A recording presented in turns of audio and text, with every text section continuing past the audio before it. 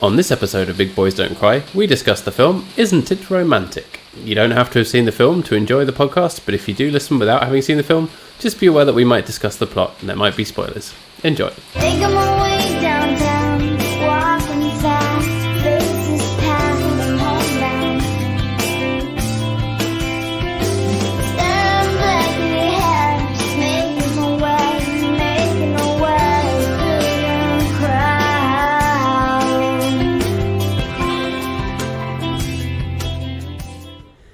Hey. Oh, hello there. Hi. Before we get started, I think it's important that we issue a clarification. So obviously a lot of people will be listening to this thinking they're listening to the Big Boys Don't Cry podcast, but this is not the Big Boys Don't Cry podcast. This is the Big Boys Don't Cry Total Landscaping podcast, just to be clear. Thank you for that. Yeah, I really do think we need to clarify that because we've had a few people getting in touch saying, oh, when are you going to talk about romantic movies? But in fact, we talk about the most romantic landscaping you can have and the most romantic manscaping you can have. Oh, yeah. I mean, it's Movember. It's a good month for that, right? It is. You know, we can talk all about all kinds of male bodily hair. Yeah. I'm thinking of going for the half tash. Yes, do it. So just have one side as a mustache, or maybe the half beard. So then I'm walking down the street and someone thinks, oh, that's a good clean shaven man, and then I turn and they go, wait, what happened to him? There's a scraggly beard. No, I think the half tash is good. So it's just like a Hitler moustache, but sort of shifted to one side. Baseline shift. Exactly. 5 points. I was thinking more of a handlebar, a half handlebar. Right. Yeah. A single bar. You wouldn't be able to ride a bike if it had one handlebar like that. No, exactly. Well, you might be able to, but it would be very difficult. You'd hope there wouldn't be any hills around. Yeah. So obviously I can't do Movember because I already have the moustache and I'm not going to shave it off and be babyface to grow it back. So I'm actually doing Move for Movember instead, which is a new thing they've got going on where you commit to walking or running 60k over the month, which doesn't sound like a lot, but it's a challenge when you're in your 30s in lockdown and you've let yourself go. So yeah, that's very good. I'll put the link in the show notes, but it's part of my work thing. But it's good, and I'm glad I'm actually doing a thing, you know. Oh, that is good. Because we are now back in lockdown. We are no longer allowed to see people. If we see anyone, we have to shoot them on sight. Yep. That is the new government recommendations, which is tough, but you know, it's all good. It's all good. You can get around it by just wearing, glasses with none see-through frames, so you don't see anything, let alone any people. Exactly. If you have to go out, or just look at the ground, don't look. Yeah, that's how I'm getting around it. Is I've got like horse blinkers on. Yep. So I can only see right ahead of me, and if I think I see someone coming up, I just very, very quickly go, nope, not doing this. Speaking of horses, this morning when I was taking my son to nursery, there's like fields next to the nursery with horses in them, and they have Shetland ponies, and I saw one of them running on its tiny little legs. It brought me some real joy today in a time of absolute shit. Is there anything more glorious than a Shetland pony? A Shetland pony running, I can tell you from first-hand experience. Well, I was including that in the overall package of the Shetland pony. Though I am a fan of the Highland cow as well, in terms of cloven hooved animals with great hair, with excellent hair. Yeah. And have you ever seen a Charentez donkey? I don't believe I have. No. So they are. Yeah, the Charente donkey looks like it's got dreadlocks. It's very cool. All right. If you search for the Baudet du Poitou, put it in the show notes. Baudet, how do you spell that? Baudet. Baudet, do, and then we've got it. Oh yeah, it's a weird shape. Yeah. They almost have a sort of alpaca thing. Giant booty. Yeah, and then they're from the region of France that I used to go to a lot, and when you pat them, like dust clouds come off them from their matted fur. They're like Pigpen in Peanuts. Yeah, exactly. Yeah, they're really cute and really sort of nice temperament as well. They're like really chilled out. Oh. So yes, we love the Baudet du Poitou on this. Love podcast. a good donkey. Yeah, donkeys are Dominic underrated. the donkey, of course. Dominic the donkey. We listened to that today. We're listening to Christmas music already because it's just been such a fucking awful year that we figured Halloween's over. We're going to extend the festive cheer into November, and I don't care.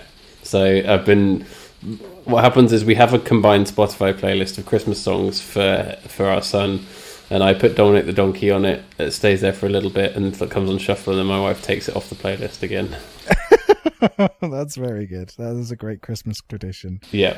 Yeah, She refuses to acknowledge the lyric that says the reindeer cannot climb the hills of Italy, even though it's true. Oh, it's true. They wouldn't be able to, would they? Well, I think we've had this conversation before, but what's your favourite Christmas song? Oh God, that's a tough one. You know what? Last Christmas Dominic is the always Donkey, up there. obviously. Dominic the Donkey, obviously. The Last Christmas is always up there because it was track 1 on the Christmas CD that my parents had. So it's always it's the opening song. But one that I always come back to is the one by Darlene Love from Home Alone 2. It's called All Alone on Christmas. Love that one. Okay. Because it's a contemplative song. It's kind of a sad song, but the music is so relentlessly upbeat, and it has that brilliant sax solo. It was written by Little Steven, and it's got the E Street Band in it. They play as the backing band for Darlene Love. It's just, it's brilliant on so many levels. Oh, very good. It is a good one. I prefer medium-sized Stephen personally, though. I'm afraid. Let's not even get started on Big Stephen. Big Steve. There's actually a guy on my baseball team that they call Big Steve. Big Steve, great guy, great musician. Also can sell you counterfeit hats down the pub. Yeah. Oh, you seen what Big Steve's got in tonight, mate? Never seen so much Adidas. Yeah, look at these amazing Adidas shoes. Adidas. See, for me, I really like the Renette sleigh ride is good. And you know that classic. I'm a fan of Christmas rapping by the waitresses. I thought that was your favourite. Yeah, it is. That is my favourite. I really do love that. But you can't go wrong with a little bit of Wham as well. You know, or Rocking Around the Christmas Tree, Jingle Bell Rock. Yep. Also, It's the Most Wonderful Time of the Year is a very true song. It is the most wonderful time of the year. Yeah, it is. So that's what we're doing this month. Even though we're not watching Christmas movies, I'm still extending the festive cheer in general. So I'm feeling festive, whilst also, obviously watching everything go to shit with Brexit and whatever else. Although the US will have a new president, so that's good, who isn't a orange criminal bastard shitbag. Well, we hope they'll have a new president. It seems as though there is the least effective coup ever taking place at the moment. Yeah. A coup in the pages of Breitbart. Yeah, nice one. Yeah, I think they're going to try in all of the most stupid ways, and the only thing to think is, are the Democrats going to go, oh shit, this is happening, well, we better let it happen, which is what they seem to have done for the last 4 years. or they decide, wait a minute, we probably should take control of the country now. Yeah. So yeah, that's going to be fascinating to watch. We've got a president now. He's the president-elect. He's 120 years old. That ought to count for something. Exactly. The older you are, the more suited you are to be president. That's why when I am 500 years old, I'm going to become prime minister of this country. Oh, I can't wait. Say anything. It's going to be amazing. It's going to be awesome. Looking like Emperor Palpatine. So we have a movie that we have watched, and we do from last year. Remember last year before all this COVID stuff? Man. That's when this film came out. Yeah, and was not well received by critics, but did quite well at the box office. So we have. This has come in as a request as well, has it not? Yeah. Shout out to Lizzie from Acast, our brilliant hosts, who just, I cannot say enough good things about them as podcast hosts. So we were talking, and I said, any requests at all? And this was her request, which is a good shout, I think, because it's Netflix garbage, which we love, and it's one that we hadn't got around to talking about yet, but was always kind of there. And I'd actually watched it already before, but had to watch it again to refresh my memory, so always good. But you hadn't seen it before. I had not seen this before, no. It is entirely new for me. And I was hesitant at going in because it has some people I don't like. So Rebel Wilson, I'm not a fan of. I feel like we talked about this. I think she's in some stuff where she's good, and other stuff where she's not so good. But it's often, I think, more to do with the film than the stuff. It's the Nicolas Cage problem, isn't it? Yeah, exactly. She is the female Nicolas Cage. But then you've Nicolas also Cage. got the least Hemsworth, the lesser Hemsworth. He's the lesser. He's not the least Hemsworth, is he? He's the lesser spotted I think Hemsworth. there are 3 Hemsworths, but I actually quite like the other Hemsworth. Who's the other one? Hemsworth. Johnny So Hemsworth. You've got Chris Hemsworth, obviously. He's Thor. He's Thor. Right. Yeah. Then you've got Nigel and Barry Hemsworth. No, you've got Luke Hemsworth. Barry Chuckle Hemsworth. Barry Chuckle Hemsworth. Yeah. No, you've got Luke Hemsworth, who is the least known of them. Luke Hemsworth. But I'm going to look up a picture. He is in Westworld and some I other haven't stuff.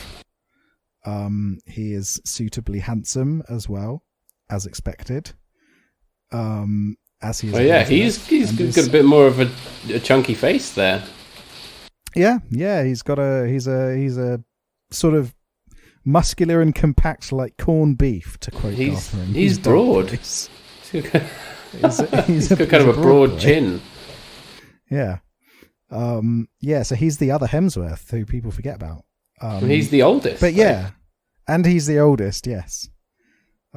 Paving the way for the others. But then also Adam Devine, who was fat once in a movie. And they'll never let you forget it. I'm fat now. I'm fat now. When we first met, a movie we watched previously on this podcast, which was all right, but really, I mean, it wasn't great, but we had some enjoyable moments. There were a lot of problems with that film, but there was a lot of stupid stuff to laugh at. So that's kind of exactly. The balance you always have to strike with film is balancing out the problems with it and the problems you know about it. If there are enough stupid things that you can laugh at, it doesn't matter, does it? Yeah, exactly. And also, Alexandra Daddario is very good and deserves to be in better films than when we first met. And it had a reference to A League of Their Own, which is possibly my favourite film. Indeed. But there were no references to A League in Their Own in Isn't It Romantic? No, but did you feel no mention of baseball at all. 0 out of 20. 0 out of 20. No baseball references. But did you enjoy your time with Isn't It Romantic? I wouldn't say I didn't enjoy it, but it was a bit, wasn't it? It was kind of, it's trying too hard to send up romantic comedies, but it doesn't quite land, does it? You're like, oh, okay, yeah, that's a funny moment. I think Rebel Wilson is quite watchable in this. I know you said you don't like her, so I'm interested to hear what you think. But to me, I think she was charming enough in this film, even though you could tell that the script wasn't that great for her. The supporting cast, I thought, were all quite good. Although Adam Devine annoyed me in this film more than in some of the others. He was kind of wet milk guy in a lot of weird stripy polo shirts that no one would wear to the office. But yeah, overall I just thought, there it is. I got to the end and it was like, oh, got a huge uplift from Liam Hemsworth playing the saxophone over the end credits. Yes, yeah. So for me, kind of similar. I wasn't blown away by it, but I was surprised at how much I enjoyed Rebel Wilson in this, with the exception of the relatively regular, oh, I fell over, isn't this funny? Which is never funny in any circumstances. There is a surprising amount of pratfalling in this for a film made in 2019. Yeah, there's lots of falling over. And lots of getting hit by vehicles. I was also surprised by Liam Hemsworth being charming and entertaining, and I think it comes down to the fact that this is the first time I've seen him in anything where he's not playing a dour grump man. Yep. Is this the same guy from the Hunger Games? This is the Hunger Games man. It's the same Hemsworth, because you could be forgiven for thinking it's a different Hemsworth. Well, yeah, it's a completely different. It's a different dynamic entirely. When you look at, because the other things that I've seen him in, he's in one of the Expendables movies. And then he's in Triangle, which is actually a very good film. About a man who plays the triangle in the orchestra. About a man who plays the triangle, yeah. No, it's a very strange movie. it's very good. It was released a fair few years ago. It's a sort of mind-bending thriller. It's almost like a feature-length Twilight Zone episode, really. Wow. I just need to apologise that it is raining in my room again. Well, not in my room, on the conservatory roof where I'm recording. So sorry about the noise. Oh, that's okay. It is no problem at all. It's quite nice and relaxing to hear the rain. It's like an ASMR podcast we are now. Listen to that rain. Welcome to Big Boys Don't Cry. Total Listen Landscape. to Total Landscape. We're here today to talk to you about how best to cut a hedge and what to do in the rain. We've just planted some new flowers. To help with this, listen to the rain. Isn't it lovely? I think we could definitely do it. We would be so good at that. We'd be great at it. But yeah, but instead, here we are talking about Hemsworth. We are talking about Hemsworth. Yeah, everything I've seen him in, he has been very grumpy, very stern, with no character whatsoever. But here, playing a cheeky arsehole millionaire, he does a pretty good job, and I was enjoying his performance. Adam Devine or Divine. How is it pronounced? Is it Divine? I don't know. I always assumed it was Divine, like my favourite singer Kevin Devine, but I don't know for sure. Well, I will go with Devine and you go with Divine, and either way we're going to be fine, unless... Oh, that rhymes. That's great. Let's call the whole thing off. Otherwise, we could... If it's Devine, then we're fucked. But apart from that, we'll be all right. Or it could be Devonay. He felt to me like if you neutered Jack Black is what his performance felt like in this movie. Where, yeah. You're aiming to have a Jack Black type thing, but it's also got to be a soy boy beta cuck. A shallow Hal. Yeah, a shallow Hal. That's a film we should talk about at some point. We should talk about that. It's one of those ones where I don't think I've ever seen it all, but sometimes it's on TV and you've like watched half of it, you know? Yeah. It's the one where Gwyneth Paltrow's fat now. Yeah, exactly. I think there's some very interesting things to discuss about that movie. But then you've got Priyanka Chopra, you've got Betty Gilpin, who is in the film A Dog's Purpose 2 or A Dog's Journey. That's it. Yeah.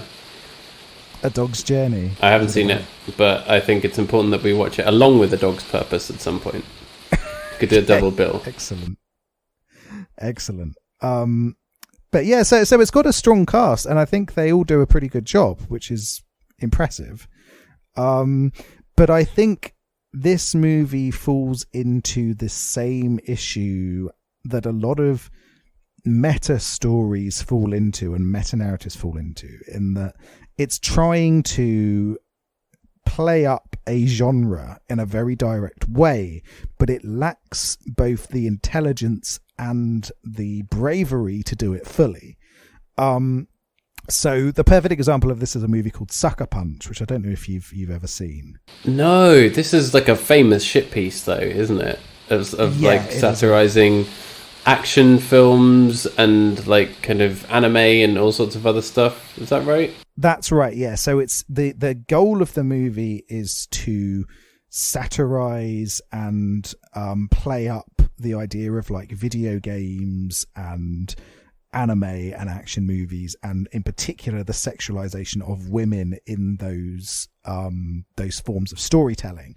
And to a certain extent it does it well, but it falls into the trap of everything we're doing within the framework of one of these stories, and it never quite goes far enough into telling the audience you're a scumbag, which is kind of what it is trying to do, but it pulls its punches a little bit. And in doing so, it kind of reinforces some of the steps. So Isn't It Romantic is not as problematic as Sucker Punch, obviously, but it still has that issue of, you know, there's supposed to be this real world framework at the beginning, then this over the top romantic movie in the middle, and then a return to the reality at the end. But in fact, a lot of the framing of the real world feels just like a romantic comedy as well. Yeah, that's exactly right. And what I was kind of thinking the whole time is that it's trying to send up the whole genre by using its cliches, but they just end up being the same cliches. So rather than sending them up, it just ends up suffering from the same thing, doesn't it? Yes, yeah, exactly, and that's the big sort of problem. And it's such a fine line, isn't it? It is, and a lot of the sort of initial messaging it's trying to get across is actually really good, which is, you can find happiness in things other than romance. You can, it's important to look after yourself, and it's important to find happiness on your own and in independence in that way. And also that, what initially might seem a good romance is not that. And you've got to learn to know someone before you can truly say that, it's the person you want to be with for the rest of your life, or for a long period of time, or what have you. But instead, it kind of does that on face value, but then it doesn't really go into the depths of any of the reasons why it's a bad idea to dive straight in or things like that, which is part of the real problem, where I think if really Luke Hemsworth's character, Liam Hemsworth's character, Luke Hemsworth, lesser, not least. Yeah, exactly. Although, yeah, like I said, I've got a soft spot for Luke. The wooden duck. Yeah, Liam Wooden Ducks Hemsworth. Still known as Mr. Miley Cyrus in our house. My wife won't let that one go. That is excellent. But yeah, he should have been more of an asshole, I think, and that would have really sent it home. Maybe Priyanka Chopra's character could have been more of an asshole to Josh, Adam Devine's character. Yeah, because he's the only one who you think is a bit of an asshole, and it's only just because he's so boring and wet milk. Oh yeah, he's supposed to be the nice guy. He's supposed to be the nice guy, but all he does is bring along some takeaway and says, "Hey, you should do your job. Wouldn't that be good?" Yeah, and you're good at your job, my friend. You are. He does literally the default expectations of being a friend, which is occasionally eating food together and telling someone that they're good at the things that they're good at. And being the best friend you should really be in love with. And the thing is that the film thinks that by her not getting with him and going, oh, hey, actually, I love myself, that's like this massive send-up of the whole genre, when it's not. Yeah, and I think the issue there is that that's not the finale of the movie either, is it? No. is the finale of the movie is Liam Hemsworth playing the saxophone, and that is a high point. Let's not forget that. Well, yes. But the story arc still ends with, hey, I'm together with the guy who was right for me all along. Whereas I think it would have been a lot more powerful if it had been, yeah, I don't need any of these losers. Yeah. I don't need billionaire boring face, and I don't need little neck short muffin, which is his birth name. Yeah. There was already someone in Equity called that, so he had to change it to Adam Devine. Yeah, exactly. So I think that would have been a lot stronger. Because instead it does feel a little bit tame. Although I do like some of the nods to the genre. Where instead of having sex, it cuts away. Whenever she tries to swear, there's always something stupid making a noise around her. Yeah. She gets arrested by a guy called Officer Handsome. I thought that was funny. Yeah, all of those little things work well. But where this movie doesn't work is in its larger thematic elements. And it feels weird to talk about deep thematic elements in a movie like this, but it is important. It's important in the trashiest of works. And it's important because you have to examine, does the film work or not? Does it fulfill its purpose? Does it entertain? And yes, it does entertain, but it's like, there are varying degrees of entertainment. If Russell Crowe bursts into the room and shouts, "Are you not entertained?" at you, and then follows it up by screaming, "On a scale of 1 to 10," you want to be able to give a good answer, right? Yeah, exactly.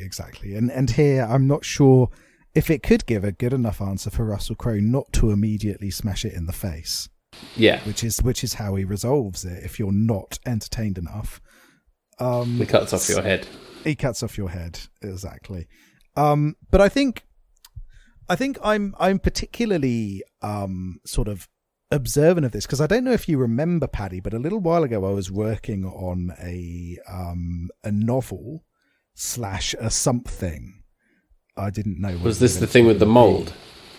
No, so that was something very different. Oh, I love that. That was Yeah. awesome. I want to read the rest of that. I keep thinking about, but I did actually finish that, so I'll pop it over to you. Yeah, send it over. I wrote a story, everybody, about a dysfunctional relationship where someone put some mold that was growing in their bedroom into the food that he cooked for his other half, and it turned out that actually the mold was delicious. It was like the greatest spice in the world, and it ended up becoming a important part of their sort of identities going forward. And yeah, it's very, very strange, horrible short story. But something else that I was writing was kind of this meta-fictional work where it was about someone who lived in a romantic comedy. So almost the inverse of this, where they initially were in a romantic comedy, but then they found like a door to get into different universes, and so it kind of hopped from genre to genre. It was all about dissecting these different genres and what made them tick. And I think part of this movie reminded me of that, but also I think the fact that it didn't go far enough when mine went further into the nature of the rom-com and the cyclical nature of rom-coms, how there's this status quo which is never truly disrupted. Because if you think about this, the rom-com, nothing ever changes in a rom-com universe by the end of it. The only thing that happens is that someone's fallen in love. Yeah. There's never any substantial difference to the world around them, to their dynamics outside of they were single, now they're not. And I think that's something interesting that this movie could have played around with as well, where instead of where the cyclical nature could have been inverted so that she is single, she remains single, but what changes is what happens around her. Does she get a promotion? Does she move somewhere else? Does something major happen in her life to break her out of that status quo that she's in? And I think that maybe would have been a stronger way to go about circumventing the genre. And it spends actually a lot of time on that kind of thing, but it still doesn't land, which is quite interesting because it spends the first 20 minutes showing you how clumsy and submissive she is. And then at the end, she asserts herself, but you're still just thinking, here comes wet milk Adam Devine to stare out the window.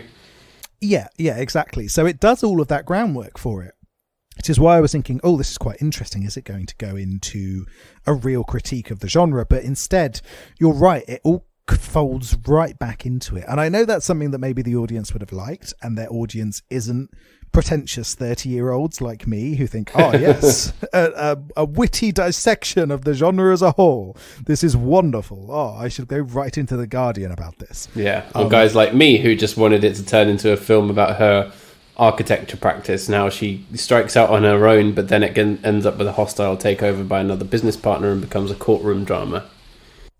Yeah, that's what we want. I was intrigued to see what her actual car park's going to look like. Yeah. A big open car park where it's all light and spacious. Imagine that. Yeah. They don't have those in this country. No. You ever tried to park a car? It's the fucking worst. For our international listeners, in Britain, we have a mud pit outside every building, and you just drive the car into the mud pit and it sinks in, and that's it, your car's dead. And that's how we park over here. Yeah. And it's because they made the mud pits for donkeys centuries ago and they haven't bothered to change anything since. Yeah, exactly. Like all the infrastructure in this country, it dates back to 1066. They're promising us that we'll get new mud after we leave the EU, but I'm not convinced. Yeah, fancy clay mud. That's what we're going to get. Yeah, maybe some sand if we're lucky. Get some sand, get some mud. You know, it's going to be great. I hear they're going to expand Britain outside of cobblestone roads. Yeah, I can't wait. Donkeys for all. Donkeys for everyone. But not those dirty French Poitou donkeys. No way, they're not allowed in. British donkeys only. Yeah. They come with a saddle pack on them and it's full of English breakfast and black pudding. Yeah. And tea bags. Pears.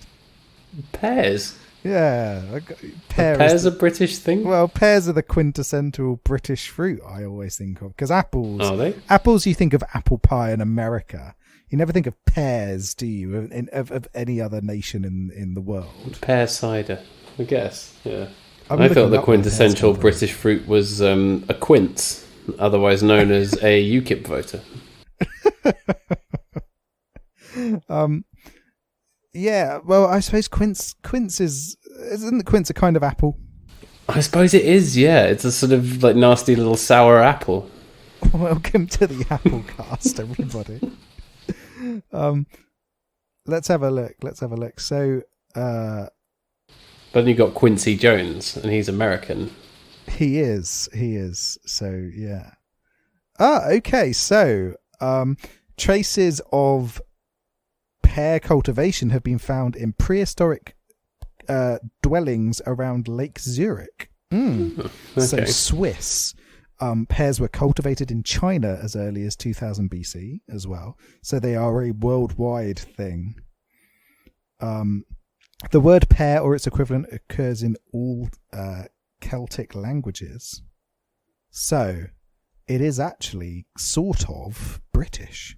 Sort of British. Like everything on this island. Yeah, we are the mongrel island where nothing here is original. Everything is being brought by somebody else. My favourite of those facts is that you think of fish and chips as being the true British meal, but actually it was brought to Britain by people from Portugal. Yeah.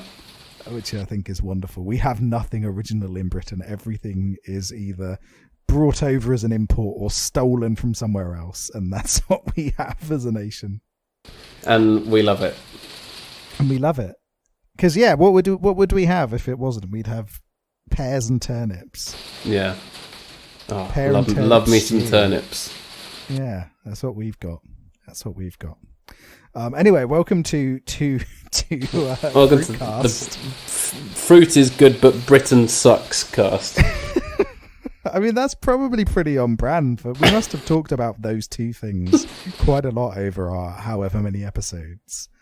You didn't confirm a quince, though. Oh, Where is a quince native to?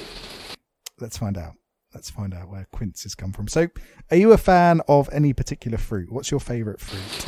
You know what? I like a pineapple. Ah, very good. You get a nice big pineapple, cut it up. So juicy, so sweet. Love it. Yeah, I do like a pineapple. For me, though, I do love a mango. A mango is my favourite. They're hard to cut, though, aren't they, mangoes? You get a knack to it. I think I've got to work on my mango technique. I've eaten many a mango over the years. I'm sure you have. If anyone wants to send us in some mangoes and pineapples, we would love it. We could ask our good friend Montgomery Mango Pirate, That is going to be who you've just revealed was you, because a mango is your favourite fruit. That confirms it. It is not me. I think I know who it is. Tell tell the listeners who Montgomery Mango Pirate is, and I'll guess from the way you explain it whether it's you or not. Okay, so Montgomery Mango Pirate is it. He was a Facebook friend request who appeared when we were back at university, who invited lots of people to be his friend out of nowhere, and the picture was of a mango wearing a pirate's hat, I think. Yeah. But yeah, it's always been a mystery as to who actually set him up. But yeah, it was sort of an ongoing discussion among our friendship group is who is Montgomery Mango Pirate? Yeah, I don't think the account is still active, but it was a good one for a time. People wishing him happy birthday every year. Oh yeah, they did, didn't they? Yeah. Yeah, and I think it was someone who I went to college with. Right. Called Michael. I think it was him. The profile is still there. Is it? Oh. Yeah, I wrote on his wall in 2017, wishing him a happy birthday, and then in 2015, telling him to get in the sea. It's all posts from me, and I feel bad now. But yeah, it's a very Oh, good yeah. Mango in the profile picture, wearing like a cardboard pirate hat, and it's got like eyes and a face and a little oar or a cutlass or something. Someone put a lot of effort into that picture. How are you still here? Happy birthday is something that you wrote to him in 2014. But yeah, you see that a guy called Michael wrote back on that one saying it's a Facebook it's got to be him. I think it was him. Yeah, I think it was him. But yes, it was. Yeah, lots of people were friends with and loved Montgomery Mango Pirate. He was a very important person in our lives. Truly a hero of our world and of our generation. I forever miss Montgomery Mango Pirate in my life. He's someone who needs a romantic comedy written about him. Who would date a mango pirate? He was a sad mango pirate who came across a lovely baking pineapple. Would they ever fall in love? How would his life on the high seas work with someone who works around fire every day? Not a good thing to have in the water. Yeah, only true love will know if they stand the test of time. And there'd be a Quince in the love triangle somewhere. Yeah, dastardly billionaire Quincy Jones, played by Quincy Jones. Except he's an actual Quince with a face. He is an actual Quince with a face. This would send up the romantic comedy genre more effectively than Isn't It Romantic? Just going to put it out there. I think it would. Is this going to be our next movie? Is this going to be my next poster? Yes. It's the mango pineapple love story. Isn't it What's Romango? It going to be called, though? What's it going to be? Isn't it Romango? Oh, it's got to be something to do with fruit, hasn't it? Yeah. I like Isn't It Romango? That's very bad. It. That's it. I'm writing it down. I'm putting it in bold. That's going to be our next thing. Is this going to overtake? Is this going to replace Lit Men as our header image on Twitter? Maybe it will. Dear. We're losing our minds. I feel like the quality of the films that we're coming up with really isn't at the peak it was maybe a year or two ago, before all this COVID stuff. Well, that's the thing, isn't it? Is COVID has driven us mad. Yeah. So we apologise to you, the listeners, for the rubbish that you're enduring. Yeah, exactly. So I think it's me, Mario. It's broken us, hasn't it? Really. Yep. It's broken us as people. Lockdown, and thank God we still have movies like Isn't It Romantic? Yeah, because that's the kind of thing that we need to get through this, isn't it? And that's why we do what we do. That's why you watch these kind of films, and ultimately it's not great. There are some problems with it, but it does help us to get through, right? So that is a good thing. It is, and just a little bit of information for you. It looks like quinces come from the Mesopotamian plain. Okay. So that is sort of the sort of Asia sort of area. So yeah, they seem to come from there, but also sort of be found around like Crete and Lower Greece and things like that. Pliny the Elder mentioned numerous varieties of quince in his Natural History. All right. There we go. Good for him. Yeah, well done, mate. We're proud of you. Yeah. Thank you for bringing fruit to the world. And in terms of quince production, Turkey tops the list. All right. Our fact for the day: Turkey produces more quince than anywhere else. Very good. I'm going to write to my my Turkish friend Emre and ask him to send me a quince. Yeah, just send me a quince. But yeah, but right, back to Isn't It Romantic? Yeah, sometimes it's nice to have a comfortable little movie like this, something comforting that doesn't do anything particularly exciting, but it's just there. But I do wish it had done more with its potential, because there's a lot of potential to have a very, very funny, very, very smart movie here, but it doesn't manage to do that. It's safe, isn't it? Yeah. It's as safe as going out with Adam Devine / Devine. Yeah. Even if there's karaoke involved. Yeah. Do you wish that karaoke was like karaoke in this movie? What, that everyone joins in with your performance? No. When I'm doing karaoke, it's my performance, thank you very much. Yeah, sit the fuck down and listen to me. People should just be listening to you when you do karaoke. Yeah. No, it would be cool if you burst into song and people joined in and that happened in your life. I would like that to happen to me maybe just once. And I don't mean like a flash mob. I mean like in a proper film like that, like a proper musical. It's a fine line, you know? Yeah, no, I agree. I think it's... I think it would be nice, wouldn't it, if you had it's like when people are singing along at a gig to a song that you're doing. Yeah. It's always a really nice feeling. And, you know, yeah, if it is like singing a song at karaoke, it'd still be quite nice, but you don't want people to be too involved, because like you said, you are the star of karaoke. Yeah. Singing along is fine, but getting involved in it, not sure about that. But I thought it was one of the more enjoyable scenes in the film, actually. Yeah, I enjoyed that. I thought that was fun. Although it did give me horrible flashbacks to Cats. Yeah, you thought she was about to unzip her skin. Yeah. And then later on, she like rips off her dress at the end. I was like, oh God, is she going to be wearing a cat skin suit underneath again? And then Jason Derulo pops up. Yeah. But no, it's more, she's sort of sitting and sort of lying down on the floor in the same way that she did in Cats. Right. And I thought, oh God, no, this is giving me... I started feeling very jittery because I remembered that Cats is a movie that exists and that I watched. Suddenly in the back of your head, it's just...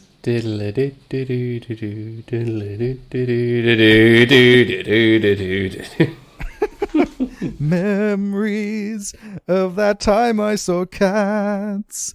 It is so fucking bad. I spent money on that. Hey, I went to see it on my own, and the cinema was full of children. You went on your... On New Year's Eve. I didn't Eve. realise you'd gone on my your own. Well, my wife refused, and we also have a small child, so I didn't really have a choice. Oh, that's true. You should have come with Katie and me. Yeah. We could have, we could have all gone together and been sad together. Yeah. I'm being frowned at. What? You didn't want to come and see Cats with me. Did you hear that? I did hear that, yeah. It's been almost a year since Cats, and we're still suffering the emotional scars of it, aren't we? I don't think we'll ever get over it. Could you imagine if COVID hit earlier and Cats was the only movie that was available in the cinema for 2020? If it was the only thing released, and then when it came to the Oscars, Cats had to win everything. Yeah. And our next winner, surprising no one, is Cats. Rebel Wilson appears on Zoom and takes off her skin. Yeah. That's what we want. What's going to happen with the Oscars? I don't know. Adam Devine can host it virtually. Well, that's the thing, is what's going to happen with it? Because obviously it's been a very disrupted year, and according to their rules, things still have to be released in cinemas, don't they? Which is really, it's really, unless they've changed it for this year, which I think they might be able to do, maybe. I'm sure if that means the people behind it, the Academy, I'm sure they can change the rules if they want to. Yeah, it's just, it's going to be interesting. Because I've seen a few movies this year, but obviously nowhere near as many as normal. Yeah. And it's been very limited, the number of things to see. You know, there's been watched a few horror movies. Maybe horror movies will win everything this year. Give me a bit of... Did I say about I went to go and see Saint Maud? Yeah, how was that? I don't think we talked about it. It was a very interesting, horrible movie, which is exactly what I needed. It is depressing and strange and uncomfortable. That's what you like. Well acted and directed and creepy with a very shocking end. And yes, I liked it a lot. So yeah, kudos to Saint Maud. Hopefully that will win an Oscar. I don't think it will, but it would be nice. I'm just looking back over the films we've watched this year. I think they should give them all to Il Postino. Yeah, everything to Il Postino. Il Postino and that stupid Eurovision movie. Oh man, I love the Eurovision movie. That was great. So speaking of movies, we have yet to discuss who made Isn't It Romantic, and there's a director called Todd Strauss-Schulson. And I noticed that he directed a movie that I watched a few years ago, which I really enjoyed, called The Final Girls. And that is, again, a kind of not particularly smart, but kind of smart send-up of horror movies, where it's about these people that wind up in an 80s slasher film. It also stars our boy Adam Shortneck. Oh, really? Fluff Muffin. Is that what we called him? Shortneck The Fluff Little Muffin? Neck Fluff Muffin. Little Neck Fluff Muffin. He's also in it.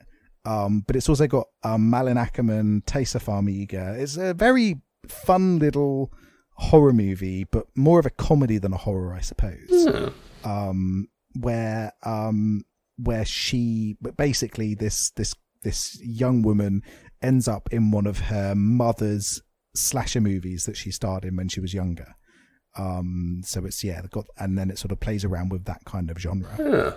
Again, interesting which is conceit, an interesting idea, and maybe some of that sensibility transferred over to Isn't It Romantic, but it just didn't pull it off in the execution. Yeah, and I think that's right, because I think The Final Girls was a little bit more successful in terms of playing with the genre than Isn't It Romantic. I think it was able to do a little bit more with it, but you can see that kind of through line there.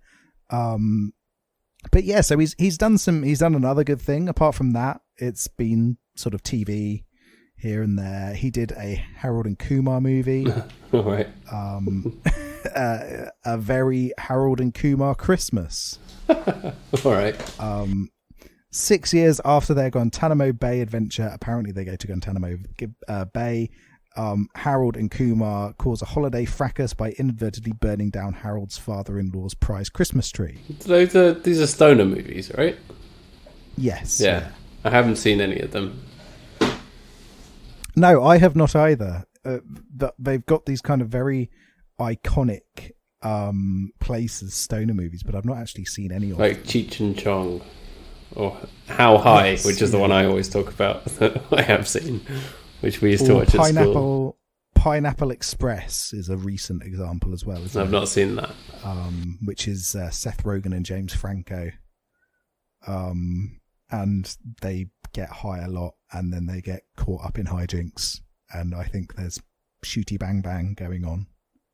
Right. No, I think we definitely need to watch How High. Red Man and Method Man portray two cannabis users who are visited by the ghost of a deceased friend after smoking his ashes. It's Weekend at Bernie's with weed. Weekend at Bernie's.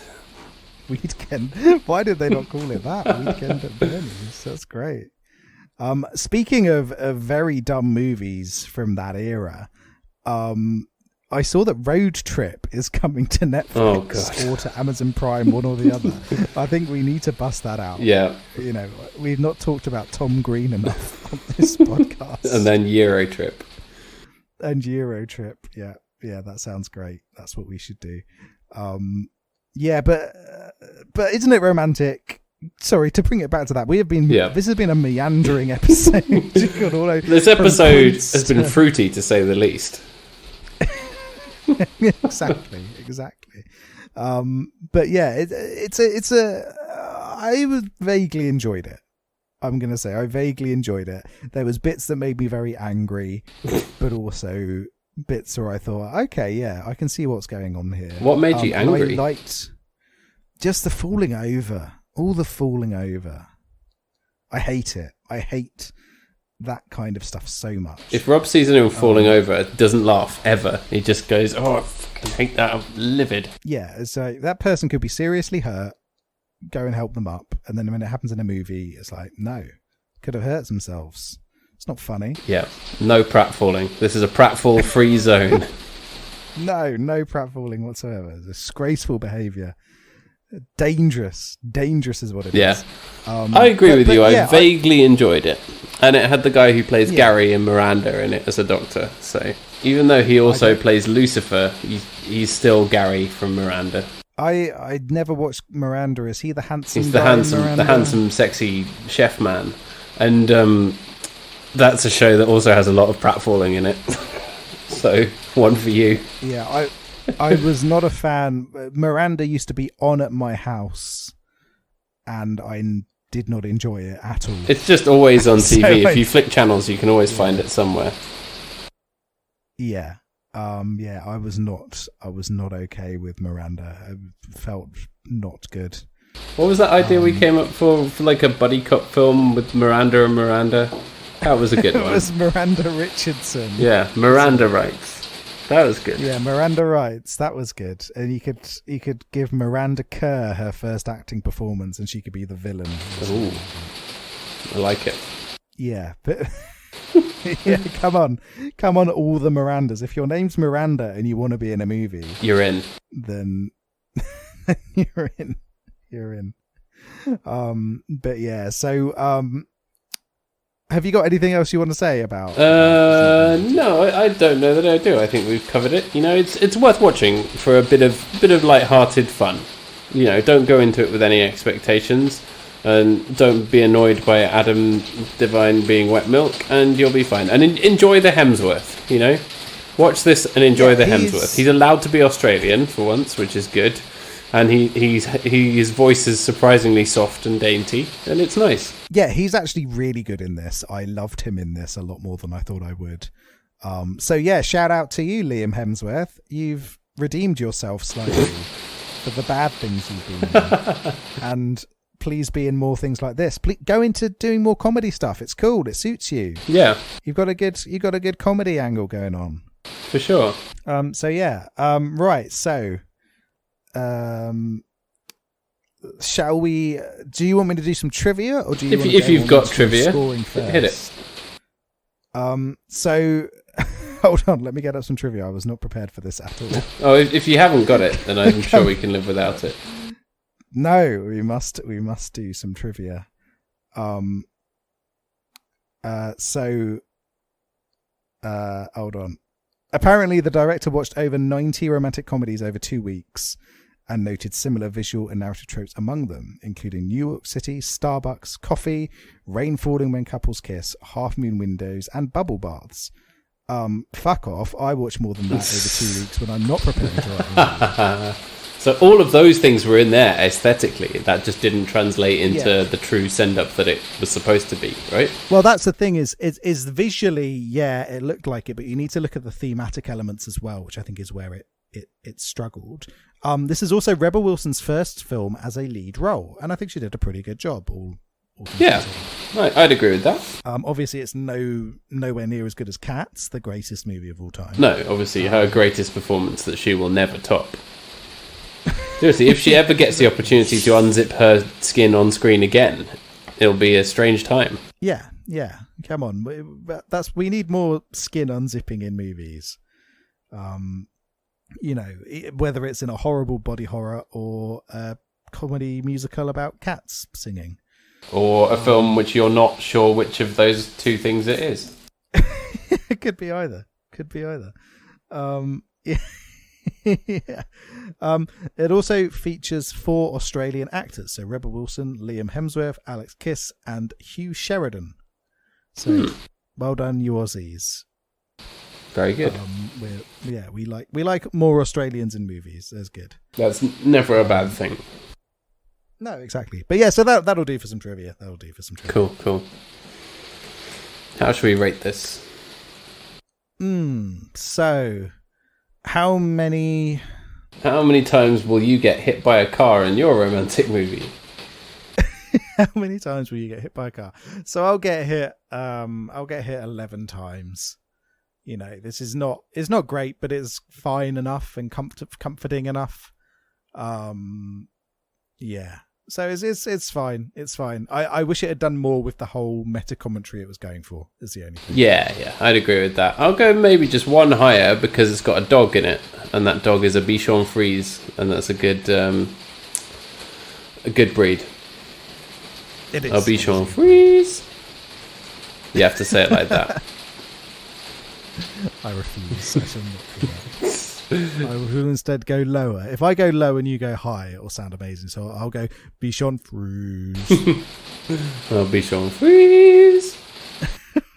That works great. We'll do that. I'm going to edit those together. Yeah, put some like nice reverb on it as well.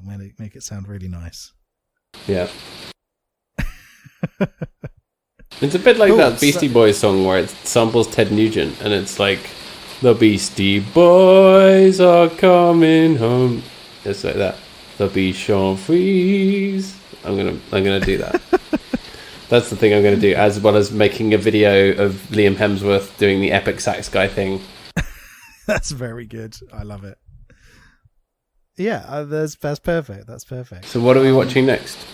So we are going to be watching. I saw that another Netflix movie came up, and I want to see it. And it kind of fits now. Maybe we should be watching it in like a week or two instead, but I don't care. It's all right. We're going to be watching Holiday. I have seen this. Emma Roberts. This has been coming up on my list. I haven't watched it. I mean, I've seen it on Netflix when I've opened Netflix. Ah, okay. Yes, it has Emma Roberts in, who is good. So, but it looks kind of bad. Yeah. So no, I think it's okay. excited. I've been listening to Christmas music. Let's just like have a transition period into the December mayhem, like we did with the transition into Halloween. And it's about all holidays, isn't it? So they go through various different holidays. Yeah. So it's fine. It's fine. It's not definitely a Christmas movie. Oh, okay. Definitely not. Well, then that's ideal. Yeah, it's a run up to Christmas movie. That's what it is. All right. That sounds great. Well, thanks very much everyone for tuning in. We hope you enjoyed Isn't It Romantic, and we hope that our show is bringing you some joy, as fruity as it is. Yeah, if you could be transported into any genre of movie, what would you want to be in? Yeah. Fruit films, I assume. Most people. Fruity movies. Yeah. And you can find us on Twitter at BigBoysDon'tPod. You can write to us at BigBoysDon'tCryPodcast@gmail.com if you have thoughts to share. Send us your bad takes and your requests. Yeah. What terrible movie should we watch? Give us some bad ones. Yeah. Like really bad. Yeah, give us some real stinkers. Yeah. Something that makes Road Trip look like Citizen Kane. Citizen Trip. Citizen Tom Green. Alright. And we'll be back next week to talk about the holiday.